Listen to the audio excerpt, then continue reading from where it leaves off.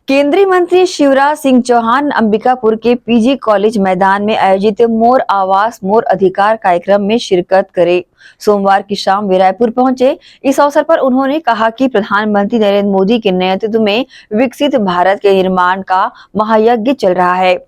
विकसित भारत के लिए, विकसित छत्तीसगढ़ के निर्माण के लिए हमारी केंद्र सरकार और राज्य सरकार लगातार काम भी कर रही है।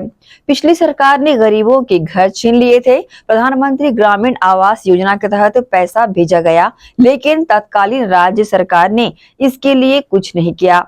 पिछले साल प्रधानमंत्री आवास योजना के तहत शायद इतिहास में पहली बार करीब 13 लाख आवास छत्तीसगढ़ के गरीब बहनों और भाइयों को दिए गए।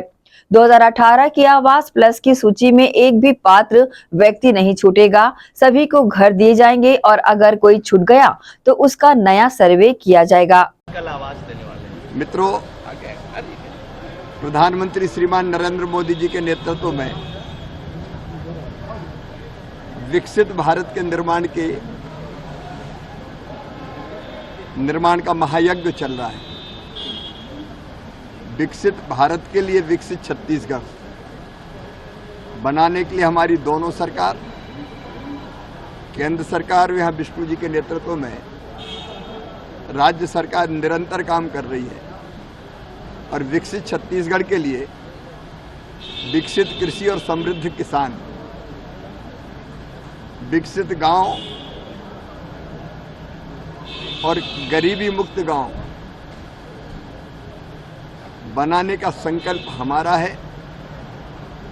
और इसलिए कल राज्य सरकार के साथ कृषि और ग्रामीण विकास दोनों विभागों पर चर्चा करके भारत सरकार और बेहतर छत्तीसगढ़ के लिए क्या कर सकती है, इसका हम प्रयत्न करेंगे, इस पर फैसले करेंगे। मुझे बताते हुए प्रसन्नता है कि पिछली सरकार ने गरीबों के आवास छीन लिए थे। प्रधानमंत्री ग्रामीण आवास योजना के अंतर्गत पैसा तो भेजा गया था, लेकिन तत्कालीन राज्य सरकार ने अपना शेयर ही उसमें नहीं मिलाया, इसलिए मकान बन नहीं पाए थे। और तब भारतीय जनता पार्टी ने ये कहा था, आंदोलन भी चले थे और ये कहा था कि हमारी सरकार आई तो हर पात्र गरीब को मकान दिए जाएंगे। मुझे कहते हुए प्रसन्नता है, मुख्यमंत्री जी भी यहाँ साथ में हैं, ग्रामीण विकास वही देख रहे हैं कि पिछले साल लगभग 13 लाख आवास, शायद इतिहास में पहली बार एक साथ इतने मकान छत्तीसगढ़ के गरीब बहनों और भाइयों को प्रधानमंत्री आवास योजना के अंतर्गत दिए गए थे। और अभी फिर